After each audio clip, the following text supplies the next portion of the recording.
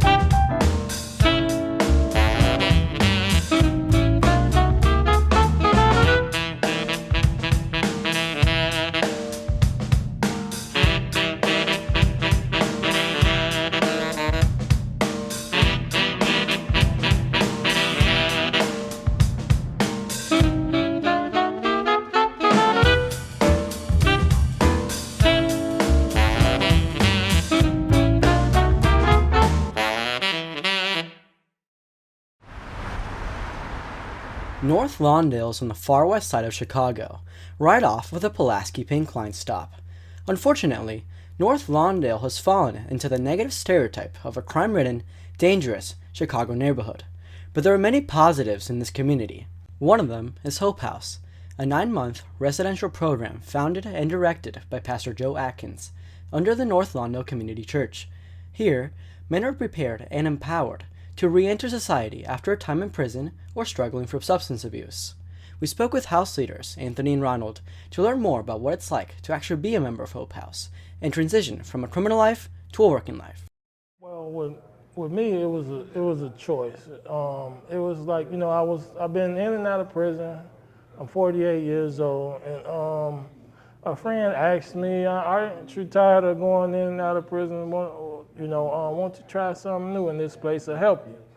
Eventually, I plugged in. They saw something about me that I didn't see in myself, and they asked me, did I want to be house leader?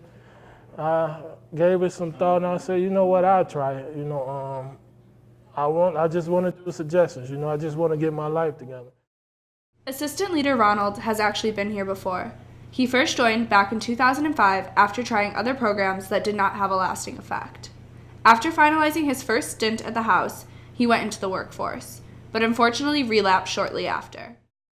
I called Hope House, and Mr. Keefe answered the phone, and I explained the situation to him, and I told him I had been here before and everything, and he was like, "Come on." So temptation is always there, but I didn't come here for any of that. I came here to get my life back together again. We got booths out there. We're like security guards, and we also like janitors too. Custodians, janitors. We go around and clean up the neighborhood from Millard all the way down to Harding. We clean up this whole area. This is a campus. All this is Lawndale Community Church, and we just help keep the community straight. If anybody in the community need help as far as cleaning out a yard, as far as moving, as far as doing anything in the neighborhood, we go out and we do it for free. We don't ask for nothing. We just give back what's so freely given to us. The church, the way the chairs are set up in the church, the way the stage is pulled out into the center of the church, we do all of that. Hope House does that. Another important aspect is the Illuminati's Pizza Joint, where the Hope House men work. This particular location is special because it is a non-profit, with all the proceeds going back to the North Lawndale community. A day shift, and we have an evening shift. And that's like three in the day, and there's 3 at night. This is what I have to do every week. I had to make this list out every week. After the store closed, we got to help clean up the store. So we got to clean up the floor. We got to do a whole lot, mopping, cleaning up, and also we got to do the whole store. Through this program, these men learn the effects of their decisions and hope to one day be able to re-enter society. They find jobs, look for further education, and make a life for themselves, most of the time within Lawndale, and give back to the community that gave so much to them. And I've been here going on 5 months now, so I'm getting ready to go into my 6 months where I can begin working everything. I've already been offered a position, but I still want to, stay close to God, because I realize that I got a calling on my life, and I can't do like a lot of other people can do. They can dabble here, dabble there, whatever. I just got to be constantly sold out for God.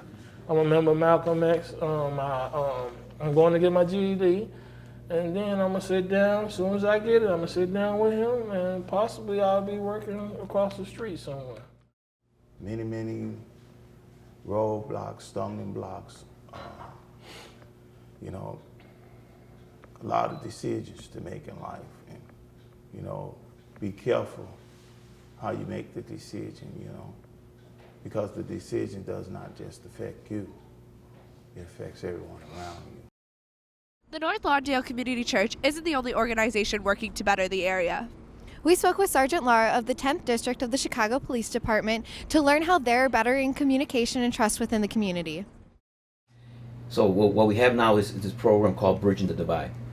Basically, it's a program when we reach out to youth, whether it's a youth group, an organization that has a youth club, or the schools, anywhere where we can get together with the kids from like as young as 8, 9 years old all the way to 18, 20 years old, and it's police officers with the kids. And it's like a 10-week program. In the beginning, when you start, it's very icy. It's like they don't trust us, they don't want to deal with us, they don't want to talk to us. As you go along, you start breaking that ice. You start knocking down that wall. That like, hey, I'm just like you. We play certain games, we do certain things, we open up, and whatever is discussed there, we know we said that's the one thing, you don't criticize anybody, and you accept for what everybody says, and then you leave it here. Now they're starting to see like, wait a minute, they're just like, these officers are just like me. That they're just happen to be wearing a uniform, and that's the job they do. So as you move along through the weeks, you start having real open conversations. When the community has trust in their police, things are going to happen. Things are going to change. You are going to progress as far as making their neighborhood a lot better. While visiting North Lawndale, we were welcomed with open arms by the members of the community and in the church. I found it extremely admirable to watch these individuals give back so much to their community. Thank you for tuning into our story today, and we hope to see you next year in 2020, where we'll keep uncovering more stories for small town Chicago.